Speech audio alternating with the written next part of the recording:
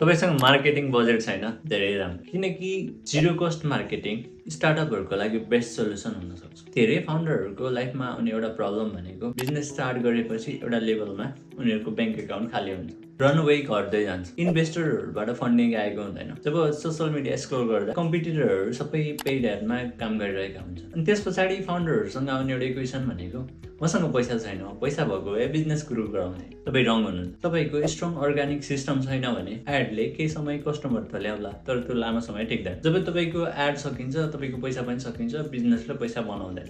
2026 को sales marketing analysis अनुसार organic acquisition cost paid marketing भन्दा 40% कम हुन्छ किनकि उनीहरू एडभर्टाइजमेन्ट देखेर आएका हुँदैन, उनीहरू ट्रस्ट भएर आएका हुन्छन्। अर्ग्यानिक मार्केटिङ भनेको आज रोपेको बिउ हो जसले भोलि महिनौ र वर्षौं दिनसम्म तपाईँलाई रिटर्न दिइरहन सक्छ। त्यसैले आज कहाँबाट फोकस गर्ने त नि, आज कहाँबाट स्टार्ट गर्ने? सुरु गर्नुहोस् कन्टेन्ट बनाउनबाट, कम्युनिटी बिल्डअप गर्न थाल्नुहोस्, नेटवर्क बनाउन थाल्नुहोस्, तपाईँको प्रोडक्ट बारे तपाईँको सर्भिसेस बारे उनीहरूलाई जानकारी दिनुहोस्, रिलेसन बिल्डअप गराउनुहोस्, भ्यालु बढाउनुहोस्, ट्रस्ट बढाउनुहोस्। त्यस पछाडि तपाईँको स्ट्रङ अर्ग्यानिक इन्जिन बन्न सक्छ। तपाईँको बिजनेसको सबैभन्दा ठुलो मार्केटिङ च्यालेन्ज के थियो कमेन्टमा लेख्नुहोस्। म तपाईँको सिचुएसन अनुसार प्र्याक्टिकल सोल्युसन दिनेछु। That's it for today. I will see you in the next video.